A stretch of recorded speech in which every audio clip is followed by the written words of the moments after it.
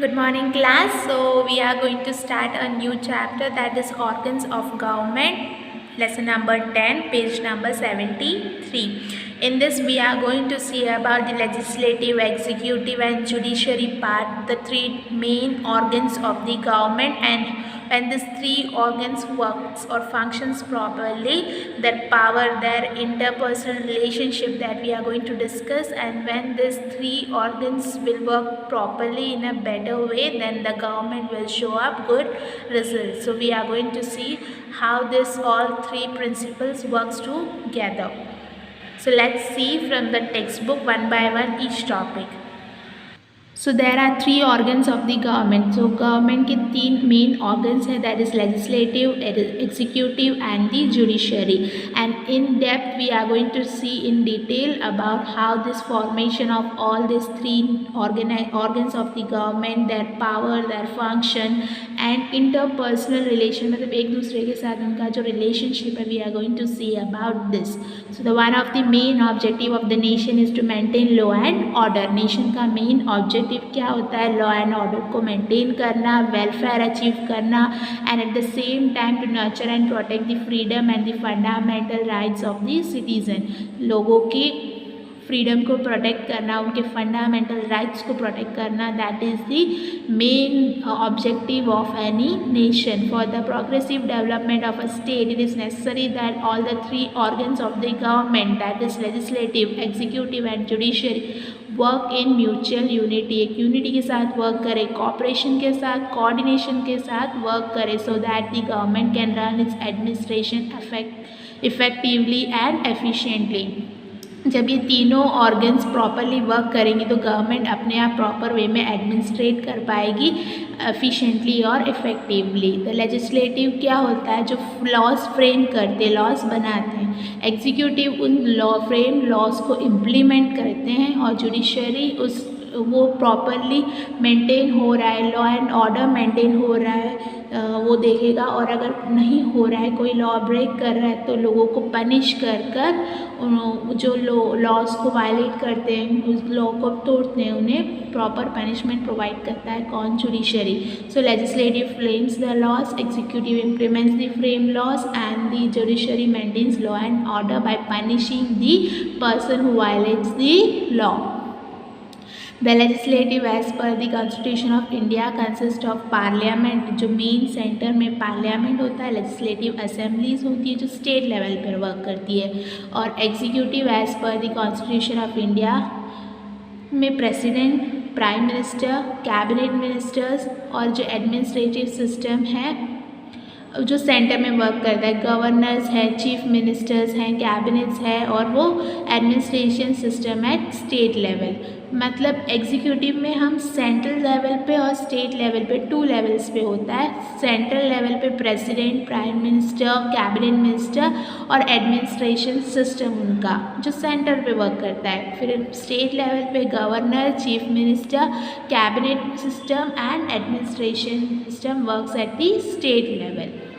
Judiciary में supreme court top पे होता है, in the middle are high courts होते हैं स्टेट्स के, और सबसे बॉटम पे अलग अलग सबऑर्डिनेट कोर्ट्स, डिस्ट्रिक्ट कोर्ट्स या स्पेशल कोर्ट्स होते हैं. So this are the three organs of the government. तो जुडिशरी एक सेपरेट पार्ट है, इंडिपेंडेंट है, ऑर्गन अपने आप में ही ऑर्गेनाइज्ड कंप्लीट है and completely apart from legislative and executive. तो लेजिस्लेटिव और एग्जीक्यूटिव से अलग अपना इंडिपेंडेंटली वर्क कौन करता है? जुडिशरी. वो सेपरेट, इंडिपेंडेंट और अपने आप में कंप्लीट है. तो India is a union of states, बहुत सारे स्टेट्स का यूनियन है इन अपनी country India. No state is completely independent and sovereign. Completely independent कोई भी स्टेट नहीं है, सब अपने यूनिटी के साथ as a whole we make our country India. तो इंडियन पार्लियामेंट्री सिस्टम में पावर्स डिवाइडेड है according to the principle of division of powers between the central and the state. जैसे लेजिस्लेटिव, एग्जीक्यूटिव को हमने इंडिपेंडेंट रखा है एक दूसरे से, वैसे ही सेंट्रल और स्टेट भी इंडिपेंडेंट है. पर जुडिशरी क्या है? कम्प्लीटली सेपरेट है, इंडिपेंडेंट है और इम्पार्शियल ऑर्गेनाइजेशन है. So now we will discuss how this power is distributed, how this division of power happened and what is the principle that is followed. तो government की main function होती है state and this are different from one another. हर state एक दूसरे से different होता है according to function. The function of all the three organs of the government are different और the functions requires a central expertise. All the three organs of the government should be administrated by different people and each organ should carry out its own function. Her organ को अपना function करना है और उसे करने के लिए administration department system में different peoples available हैं. By the division of power, misuse can be avoided. जब हम power को distribute कर देते, divide कर देते तो हम उस misuse को avoid कर सकते हैं और उसे necessarily divide करते हैं power among the three organs of the government in order to make the function of the government easy and efficient. जैसे कि लेजिस्लेटिव को लॉस बनाने का पूरा पावर है पर कुछ powers are given to executive and judiciary that the legislative can not misuse its power. कुछ पावर हमने एग्जीक्यूटिव और जुडिशरी को दिया ताकि लेजिस्लेटिव कोई भी पावर को मिसयूज़ नहीं करे. वैसे ही एग्जीक्यूटिव पूरा कंट्रोल करेगा पावर देकर टू लेजिस्लेटिव एंड जुडिशरी और जुडिशरी क्या करेगी पावर जो पावर दी है उसे कंट्रोल करेगी लेजिस्लेटिव एंड एग्जीक्यूटिव के. Next so we will see legislature. सो इंडिया इज़ एक रिपब्लिक कंट्री है जहाँ पे पार्लियामेंट्री डेमोक्रेसी रन करती है. तो रिप्रेजेंटेशन जो रिप्रेजेंटेटिव्स हैं जो वो लोगों से ही सेंट्रल में से सिलेक्ट होकर आती हैं and they are seen at the parliament and the state is seen in the legislative assembly. तो पार्लियामेंट एक इम्पॉर्टेंट और एपेक्स ऑर्गेनाइजेशन है किसी भी नेशन का. और इंडियन पार्लियामेंट में president, vice president, Rajya Sabha and Lok Sabha this all are the members of Indian parliament and this legislative can be divided into two parts, unicameral legislative and bicameral legislature. When the legislature is consisting of one house, it is called unicameral legislature. But when the legislature consists of two houses, then it is called bicameral legislature. So at the central level पे upper house of the legislature को हम बोलते हैं राज्यसभा और lower house है लोकसभा. और state level में legislature में legislative assembly है और legislative council है. मोस्ट ऑफ द स्टेट्स के पास सिर्फ लेजिस्लेटिव असेंबली है and states like Bihar, Uttar Pradesh, Maharashtra have legislative council also. Legislative at a central level जो पार्लियामेंट एंड लोकसभा. तो Lok Sabha is the lower house of the parliament और जो मेंबर ऑफ लोकसभा है they are the representatives of the people जिन्हें elect किया है through direct election. In total we have 545 members in Lok Sabha and out of this 545 members 2 members are selected by the president from the Anglo-Indian Committee. Okay, so in this parliament where Lok Sabha and Rajya Sabha, president is also a member and president addresses the first meeting of the parliament and this joint session of the parliament. और इन दो occasions के अलावा president never attends the parliament. तो मतलब beginning की जो first meeting होती है पार्लियामेंट की और जॉइंट सेशन होते हैं पार्लियामेंट के उसके अलावा president never attends the parliament. Parliament जो सो प्रेसिडेंट है वो summon both the houses of the parliament and can without the proceeding of both the house of the parliament can even dissolve the parliament. और जो bill which has pass through 3 readings in both the houses of the parliament can become an act only after the president sign it.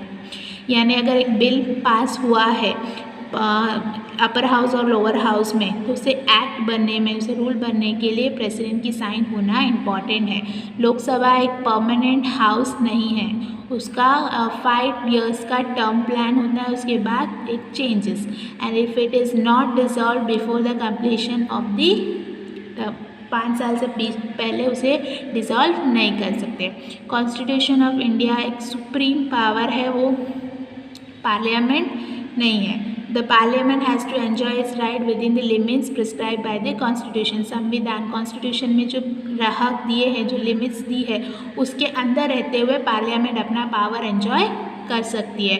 If the law framed by the parliament violets the constitution, constitution में लिखे हुए किसी भी चीज़ को violet करती है अगर law, parliament में बना हुआ लॉ, उसे हम क्वेश्चन कर सकते हैं in the court. And if the court finds the frame law against the provision of constitution, the court can nullify the law.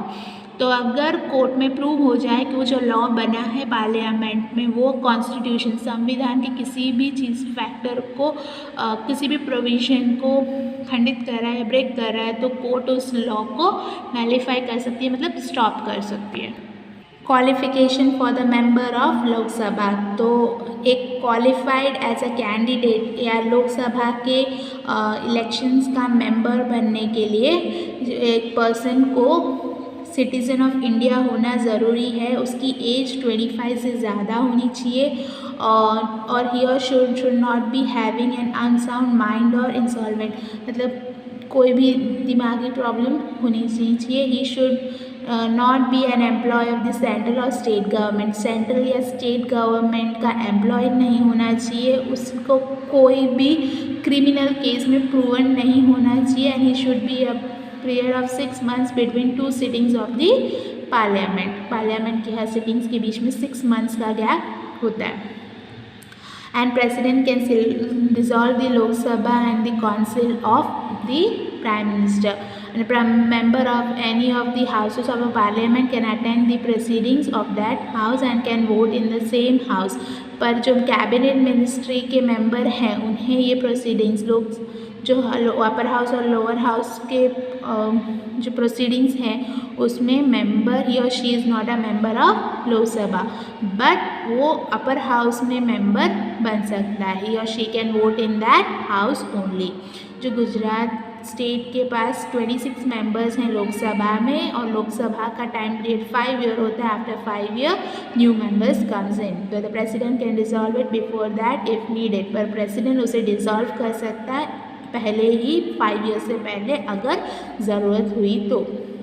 कोई नेशनल इमरजेंसी जिन terms of Lok Sabha can be extended for 1 more year, अगर national emergency के case में लोकसभा को 1 more year extend कर सकते हैं। If the president dissolves the parliament it can not be challenged in the court, पर अगर प्रेसिडेंट उसे डिसॉल्व पहले ही कर दे तो कोर्ट में भी वो क्वेश्चन नहीं कर सकते, चैलेंज नहीं कर सकते। Quorum. So quorum is a member of members present in the House of Parliament. It is a member of members present and working in the House out of the total number of members of that House. और minimum quorum of a Lok Sabha is 110. That is out of 545 members लोक सभा में बोले थे है ना, जिसमें 55 should be present. Similarly, the minimum quorum of Rajya Sabha is 110. यानी कि 250 members में से 25 members present होने चाहिए। Member of members present in the, जितने मेंबर्स है उसमें से इतने नंबर्स प्रेजेंट होने चाहिए हाउस ऑफ पार्लियामेंट में। तो ये एक नंबर है मेंबर्स का, दे शुड बी प्रेजेंट और वर्किंग इन दी हाउस। मतलब अगर टोटल नंबर्स जैसे कि अगर लोकसभा के 545 मेंबर्स है उसका 110 मतलब 55+ लोग प्रेजेंट होने चाहिए, वैसे ही राज्यसभा में 250 मेंबर्स है तो उनका 110 means 25 members should be present and working the house. Next, Rajya Sabha. So Rajya Sabha is the upper house of the parliament. It is a representative house of all the states और union territories of India. जितने total members हैं वो कितने हैं, 250 members हैं राज्यसभा में। और members of Rajya Sabha को indirectly elected by the members of legislative assembly of the state या फिर यूनियन टेरिटरीज के। इन ऑल 238 मेंबर्स हैं राज्यसभा में जिन्हें इलेक्ट किया जाता है और रेस्ट 12 मेंबर्स हैं वो प्रेसिडेंट डायरेक्ट नॉमिनेट करते हैं। This nominated members should be having special knowledge और practical experience with respect to literature, science, art, culture, sports and social services, and no person can be a member of both house simultaneously. मतलब लोकसभा और राज्यसभा दोनों के member simultaneously नहीं हो सकते। एक Rajya Sabha member की क्वालिफिकेशन होनी चाहिए कि he is qualified as an candidate to be elected as a member of Rajya Sabha. उसे इंडियन सिटीज़न होना चाहिए, उसकी एज 30 years से ज़्यादा होनी चाहिए, उसकी कोई भी मेंटल या क्रिमिनल केसेस होने नहीं चाहिए। गवर्नमेंट एम्प्लॉय या जो गवर्नमेंट की सैलरी लेता हो या गवर्नमेंट ऑफिसेस की कोई बेनिफिट लेता है, ऐसा कोई पर्सन इसका मेंबर नहीं बन सकता। हाँ, स्टेट ऑफ गुजरात के रिप्रेजेंटेटिव्स में 11 सीट्स हैं राज्यसभा में। राज्यसभा एक परमानेंट हाउस है, उसे इजीली डिसॉल्व नहीं कर सकते। 1/3 of this member retire every 2 year. Her 2 years में 1/3 मेंबर्स रिटायर होते हैं। सेम नंबर्स को फिर से इलेक्ट भी कर दिया जाता है। कोई भी मेंबर ऑफ राज्यसभा का एक टाइम पीरियड होता है 6 ईयर का, और जो members are eligible re election या री नॉमिनेशन के लिए वो एलिजिबल हो जाते हैं। ओके, तो जनरली जो हाउसेस हैं, अपर हाउस और लोअर हाउस पार्लियामेंट के, दोनों 3 टाइम्स इन अ ईयर, एक ईयर में 3 टाइम्स मिलते हैं, यानी मीटिंग्स होती हैं। उस मीटिंग्स को हम बोलते हैं सेशन। तो 3 सेशंस हैं, budget session, monsoon session and winter session.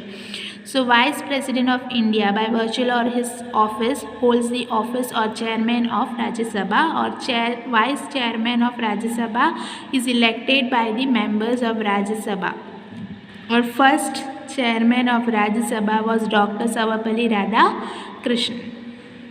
Next, the Speaker of Lok Sabha. तो जो main function of the Speaker is to see that the proceeding of Lok Sabha gets organized in a prescribed form to maintain discipline, order and dignity of the House, or at the top most functions of the Speaker. तो Speaker को देखना है कि लोकसभा में से जो proceedings जा रही है वो organized prescribed form में है, discipline maintain हो रहा है, order और dignity जो House की dignity है उसे maintain हो रही है, यानी ये सब main functions है Speaker के। Member of Lok Sabha elects their speaker and deputy speaker from among themselves. उनमें से ही एक स्पीकर और एक डेप्यूटी स्पीकर मेंबर्स, लोकसभा के जो मेंबर्स हैं वो खुद ही इलेक्ट करते हैं। The speaker presides over the session and the Lok Sabha and maintains and controls its functioning. The speaker expect करता है कि डिसिप्लिन, लोकसभा के जो मेंबर है वो डिसिप्लिन फॉलो करेंगे, उनसे डिसिप्लिन की उम्मीद कौन रखता है? Speaker. The speaker is a protector of dignity of the house. His decision in the house are final and conclusive. उनके डिसीजन हाउस के लिए फाइनल डिसीजंस होते हैं। Speaker can belong to any of the political party, या तो फिर वो एक स्ट्रॉन्ग सपोर्ट ऑफ किसी पॉलिटिकल पार्टी के स्ट्रॉन्ग सपोर्ट से आ सकते हैं, या तो वो किसी पॉलिटिकल पार्टी के मेंबर हो सकते हैं। But after being appointed as a speaker of the Lok Sabha, उनसे ये उम्मीद की जाती है कि वो किसी भी पार्टी को सपोर्ट नहीं करेंगे, इम्पार्शियल मैनर में एक फर्म डिसीजन लेंगे। By gaining a majority of members of Lok Sabha on a resolution to remove the speaker, with this a speaker can be removed from his post by giving a 14 days notice period. अगर लोकसभा में सब ने मिलकर vote किया और वो एक speaker को रिमूव करना चाहते हैं तो उन्हें उस पोस्ट से हटा दिया जाएगा, उन्हें एक नोटिस दिया जाता है, 14 days notice period. All the speeches and criticism in the Lok Sabha are done by addressing the speaker only. Speaker को एड्रेस करते हुए ही स्पीचेस और क्रिटिसिजम्स लोकसभा में दिए जाते हैं। Working in both the house of a parliament can be carried out in either Hindi और English, but a speaker can permit any member of Lok Sabha to speak in his own language in case he does not know English और हिंदी।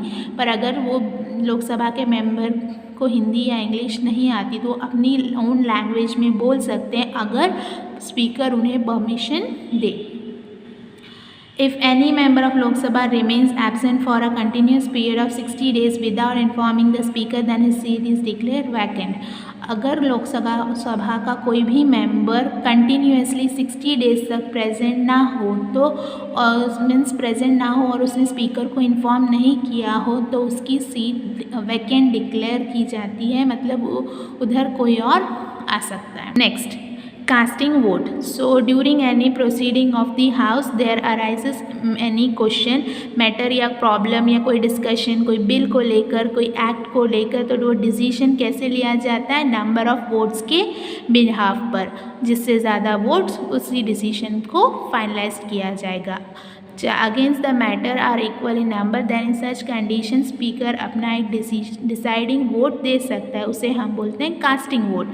मतलब in case ऐसा हुआ कि favour में और against में दोनों के नंबर ऑफ वोट सेम हुए, तो in that case the deciding vote किसका होगा, स्पीकर का, और उसे हम बोलते हैं casting vote. Apart from such situation speaker can not vote, इसके अलावा वाले कोई भी सिचुएशन में स्पीकर का वोट कंसिडर नहीं किया जाता। Shri Ganesh Vasudev Mavalankar was the first speaker of Lok Sabha. In the absence of speaker proceedings are conducted by deputy speaker, और जब स्पीकर और डेप्यूटी स्पीकर दोनों ही एब्सेंट हो तो proceedings of Lok Sabha are conducted by the speakers panel, जिसमें सीनियर एक्सपीरियंस्ड और जो पार्लियामेंट के प्रोसीडिंग्स के साथ फेमिलियर हो, जो कोई भी पॉलिटिकल पार्टी को स्ट्रांगली बिलीव नहीं करते हो, ऐसे लोगों उस स्पीकर्स पैनल से हेल्प ली जाती है और लोकसभा की प्रोसीडिंग वो कंडक्ट करते हैं। So that's it about this video. Half of the lesson is remaining, but we will continue that in the next video. Thank you for listening, and make sure that you read till there, and if there is any doubt you can message me. Thank you for listening.